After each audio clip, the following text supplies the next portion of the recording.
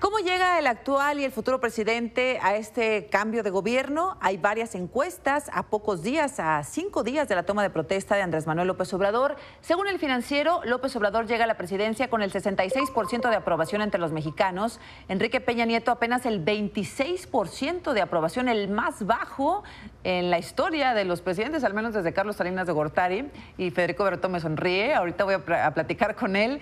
Según El Universal, López Obrador tiene 55.6% de aprobación, y aunque esto representa más de la mitad de la población, dice El Universal, ha caído 9 puntos de lo que tenía en agosto, que tenía 64.6.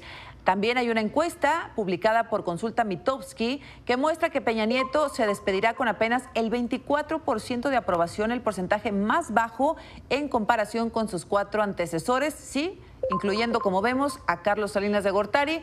Carlos Salinas se fue con el 66% de aprobación, creo que lo perdió después, ¿no? Cuando se volvió expresidente. Ernesto Zedillo, 59%, lo aprobaban cuando se fue de su sexenio. Vicente Fox, 56%, 53% Felipe Calderón y Peña Nieto, 24%. Federico Berreto, ¿cómo estás? Buenas noches. Muy buenas noches, Azucena. Bueno, pues cifras muy descriptivas de la realidad de este país. Fíjate que se acaba de dar a conocer una encuesta por el Pew Center de lo que satisfacción de la democracia. Es una encuesta mundial.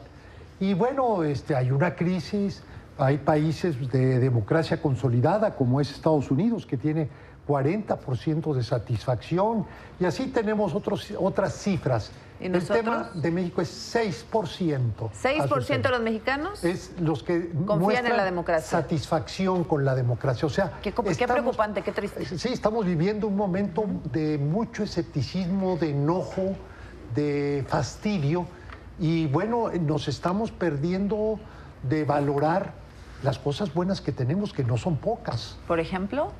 Bueno, una de las cosas que tenemos que ver, por ejemplo, nuestros valores, nuestro orgullo de país, lo que estamos haciendo o el potencial que tenemos como sociedad, como colectivo, y si no rescatamos este valor o esta confianza, este sentido de cohesión social, pues mucho vamos a batallar hacia adelante. No tiene que ver los términos de satisfacción con lo institucional, lo gubernamental. Casi todo lo que es gobierno es rechazado. Lo que pasa es que probablemente los ciudadanos pensemos de qué sirve la democracia, que participemos, que haya elecciones, que se nos tome en cuenta, etcétera, etcétera, los factores que conforman la democracia. Sí, los gobiernos son corruptos, si los gobiernos hacen lo que quieren, si se llevan el dinero, si como quiera hay inseguridad. O sea, la democracia no se refleja en una mejor calidad de vida para el ciudadano. Entonces, pues claro que solo el 6% está satisfecho con la democracia. Sí, pero sobre todo el problema es que perdemos sentido de las cosas. También la economía, con todo y que no es una economía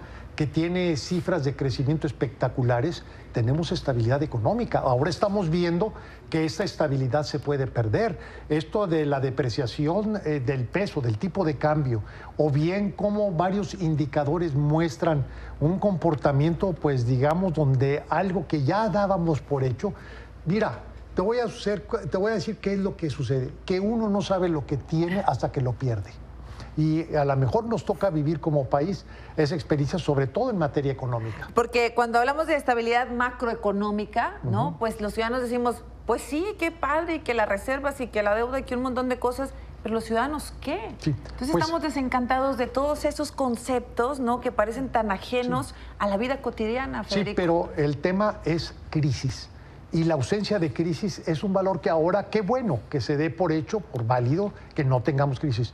Pero cuando empiezas a tener crisis, entonces sí empiezas a revalorar todos esos aspectos que antes parecía que eran parte del paisaje. ¿Hay una crisis? Puede haber una crisis. Hay una crisis de la que no nos acordamos muchas generaciones, ¿no? La crisis de... Pues estamos hablando que la última severa fue el 94, imagínate. 94, ¿no? Estamos hablando casi de un cuarto de siglo. ¿Tú crees que se puede repetir? Claro que sí. Bueno, estamos viendo ahora cifras, cosas que no habían acontecido y que tienen que ver con la pérdida de confianza. Si las cifras de inversión continúan en esta circunstancia de expectativa por la falta de confianza, vamos a tener un crecimiento muy bajo. Y además, la confianza, una vez que se pierde, es sumamente costoso recuperarla. El presidente electo dice que 4% es su meta, pues estaría muy bien. Lo malo es que los pronósticos de crecimiento son de menos de la mitad del 4%. Y bueno, el voluntarismo en la política puede servir, pero no en la economía. Ahora te voy a decir una cosa, ¿cómo llega Andrés Manuel? Andrés Manuel llega con un elevado nivel de aceptación con la gente. Las cifras que dan unas y otras casas encuestadoras, de cualquier forma, revelan que llega a este 1 de diciembre en el marco de optimismo, de una gran esperanza, de cambio de expectativa, etcétera. El problema es que esto no está ocurriendo con los inversionistas. Yo quisiera entender la lógica del gobierno de Andrés Manuel López Obrador, del gobierno electo, porque mira, cuando sucedió la elección, le fue muy bien, ¿no? Decían, que los mercados y que el dólar y tomándole el pulso cada minuto de la elección, no pasó nada. Y como dicen los analistas, como dicen ustedes, Federico, pues los mercados confiaron en él. Sí. Luego viene lo del aeropuerto y empieza a tambalearse el asunto. Sí. Ellos se dan cuenta porque, Pues no me vas a engañados. decir que Ursúa no sabe de lo que habla. Sí, lo que pasa es que estaban engañados, Azucena. O sea, creían que Andrés Manuel no iba a cumplir sus compromisos de campaña. ¿Quiénes estaban engañados? ¿El gabinete? Los empresarios. Ajá. Entonces, a la hora que ocurre una decisión como que era algo ya cantado desde la campaña, que dice se cancela el Texcoco. aeropuerto. Entonces empiezan a ver con otros ojos a Andrés Manuel López Aún Obrador. así nos recuperamos de lo de Texcoco, ¿no? Que dijimos no pasó nada, más o menos ahí va la economía No, estabilizada. pero si te fijas cuáles son los indicadores de la economía a partir de Texcoco. Pues lo que pasa es que a partir de Texcoco vinieron las comisiones y luego vino la consulta del Tren Maya y lo que sucede es que te vuelves vulnerable. Con una decisión crítica, ya cualquier cosa como una iniciativa. Tiene razón el señor diputado del PT.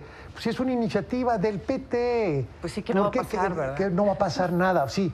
Pero cuando ya hay nerviosismo en los mercados, este tipo de acciones, la misma que ocurrió con las comisiones bancarias, una iniciativa desde mi punto de vista acertada, pero que también fue un factor de nerviosismo, ¿no? Ahora, ¿cuál es la lógica de López Obrador? O sea, no sé, está tanteando ahí un poquito antes de entrar a la presidencia, está viendo hasta dónde puede estirar la liga, o realmente él quiere de golpe decir, hasta aquí llegaron los privilegios de algunos, aunque afecte al mercado. Mira, Andrés Manuel no es un estratega, es más, casi te puedo decir, no es un político convencional al menos, es más bien un personaje de verdades reveladas, de convicciones, de fe. Sabemos quién es, ¿no? Sí, pero él no invoca razones, él no es un hombre de argumentos, es un hombre de sentencias, es un hombre que pide fe hacia el pueblo y su forma de ver las cosas es muy fuera de lo común. Por eso